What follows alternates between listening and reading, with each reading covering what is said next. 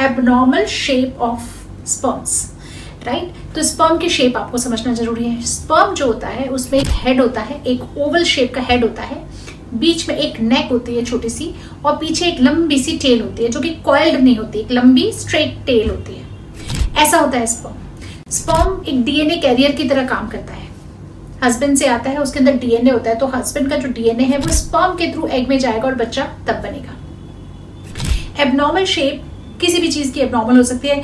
Head abnormal हो सकता है, नेक एबनॉर्मल हो सकती है, टेल एबनॉर्मल हो सकता है। जैसे हेड, 2 हेड हो सकते हैं, डबल हेड, छोटा हेड हो सकता है, round head, pin head.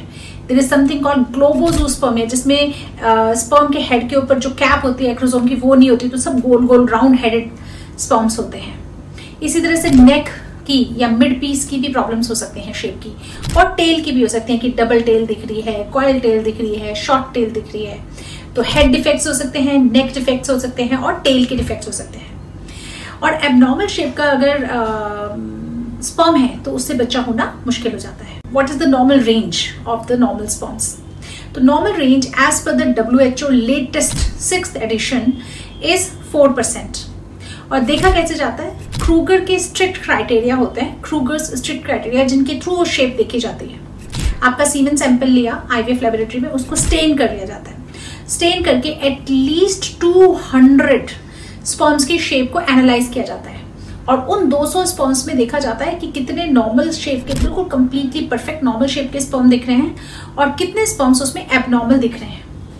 And as per WHO अगर 4% स्पर्म भी आपकी शेप अगर एबनॉर्मल दिख रही है तो वो नॉर्मल माना जाएगा।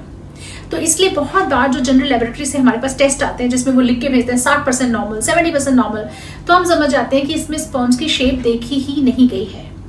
ये भी एक बड़ी इंपॉर्टेंट चीज है कि नॉर्मली जो जनरल लेबोरेटरीज होती हैं वो स्पर्म की शेप को देखना ही नहीं जानते। They do not know how to do that evaluation, morphology evaluation.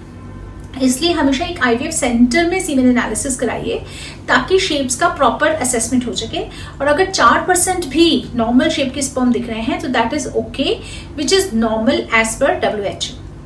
ठीक है, तो अगर 4% से कम स्पर्म्स आ गए हैं, शेप आपकी मुश्किल से 2% नॉर्मल दिख रहे हैं या 1% नॉर्मल दिख रहा है, तब हम कहते हैं कि ये यस, इस पेशेंट को टेरेटोस्पर्मिया है। यूजुअली जो स्पर्म की शेप की गड़बड़ होती है, जो उसकी स्ट्रक्चर या संरचना की गड़बड़ होती है, वो बाकी जो स्पर्म्स की गड़बड़ियां होती है उनके साथ एसोसिएटेड होती हैं। मीनिंग बाकी क्या चीजें हम देखते हैं स्पर्म्स में या सीमेन में?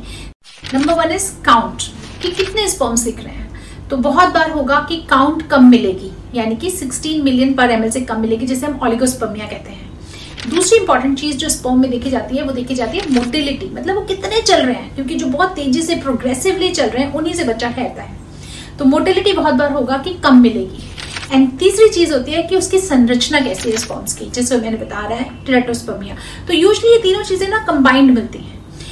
अलग से जहां काउंट नॉर्मल है, मोटिलिटी नॉर्मल है और सिर्फ शेप की गड़बड़ है, वो बहुत कम देखने को मिलता है, पर कभी कभी ऐसे केसेस देखने को मिलते हैं जिसे हम आइसोलेटेड टेरेटोस्पर्मिया कहते हैं। तो ये आपने समझ लिया कि टेरेटोस्पर्मिया किसे कहते हैं।